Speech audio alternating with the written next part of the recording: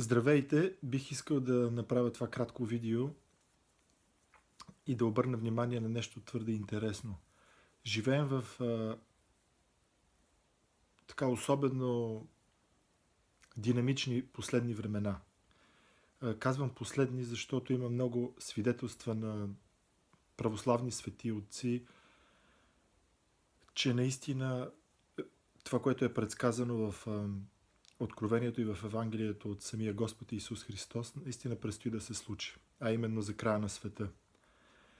Когато говорим за края на света, винаги трябва да сме много внимателни, защото това е една твърде деликатна тема и не само заради това, но и защото сам Господ е казал, че за последните времена ние не знаем. Затова не знае абсолютно никой, само Небесният наш Отец.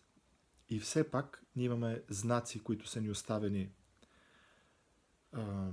от Господ и чрез които ние може да различаваме какво точно се случва. Един от тези знаци е, че Евангелието ще бъде проповядвано по цялата земя. Това вече се е случило, най-вече благодарение на интернет в днешно време. И в политически аспект виждаме какво се случва. Десетилетия нищо не се случваше. Беше спокойно и тихо, ако може така да го кажем. И в един момент, в последните няколко месеца, се случиха десетилетия. Забърза се историята.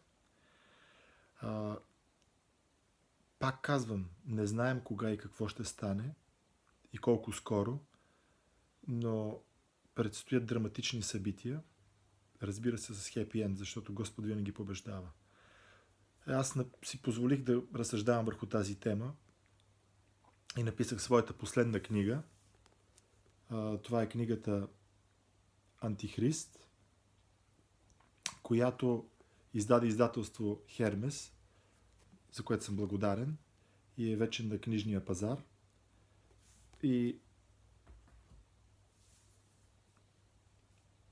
в нея човек може да види как глобализмът и обединението издига на власт един единствен човек, който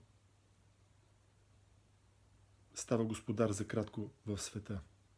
Няма да разказвам повече, но само ще кажа, че доброто, а това е Господ, който е жив, накрая побеждава. Благодаря ви.